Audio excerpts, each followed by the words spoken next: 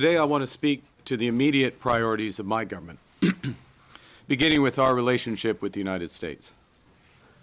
As I've stressed repeatedly, our old relationship, based on steadily increasing integration, is over.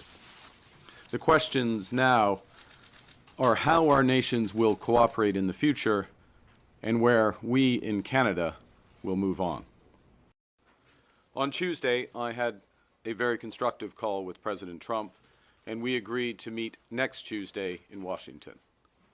Our focus will be on both immediate trade pressures and the broader future economic and security relationship between our two sovereign nations. My government will fight to get the best deal for Canada. We will take all the time necessary, but not more, in order to do so. For the first meeting, as I mentioned in my remarks, and the President and I discussed when we had our constructive call, there are two sets of issues. There are the immediate tariffs, both sectoral and so-called reciprocal and fentanyl tariffs, and then there is the broader relationship. So addressing both sets of issues.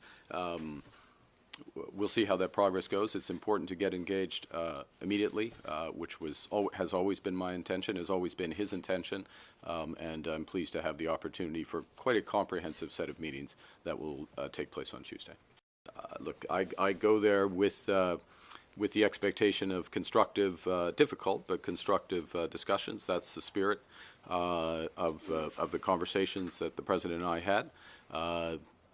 You know, you go to these meetings well prepared, understanding the objectives of your counterpart, and always acting in the best interest of Canada, and we'll go from there. Thank you. In your second call with the President, did Mr. Trump outright say or insinuate at any point that Canada should become the 51st state? He did not. It's always important to distinguish want from reality. La volonté et la réalité, right? What someone wants and what is reality, and what the Canadian people clearly have stated, virtually without exception, is this will never, ever happen. And if any of the leaders of the party and their representatives would attest to that, I think the votes attest to it, I think the public dialogue attests to it as well. We are, you know, we're meeting as heads of our government to discuss that partnership. Now, I'm not pretending those discussions will be easy, or they won't proceed in a straight line. There will be zigs and zags, ups and downs. But as I said in my remarks, I will fight for the best deal for Canada, and only accept the best deal for Canada, and take as much time that's necessary. He respects, as others who are good negotiators, and he's one of the best negotiators, they respect strength.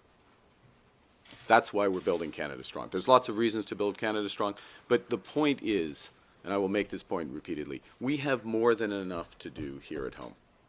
That point about we can give ourselves more than the Americans can take away is absolutely right.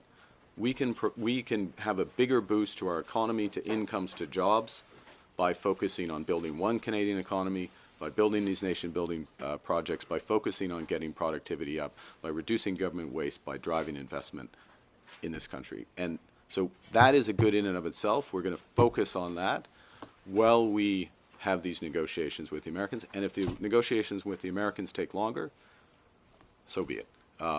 We've got more than enough to do here. We will begin to set out that new path for Canada with a new cabinet to be sworn in on the week of the 12th of May and the recall of Parliament on May 26th. We will have the privilege of welcoming His Majesty King Charles III, who will deliver Canada's speech from the throne on May 27th. Her Majesty the Queen will join this visit.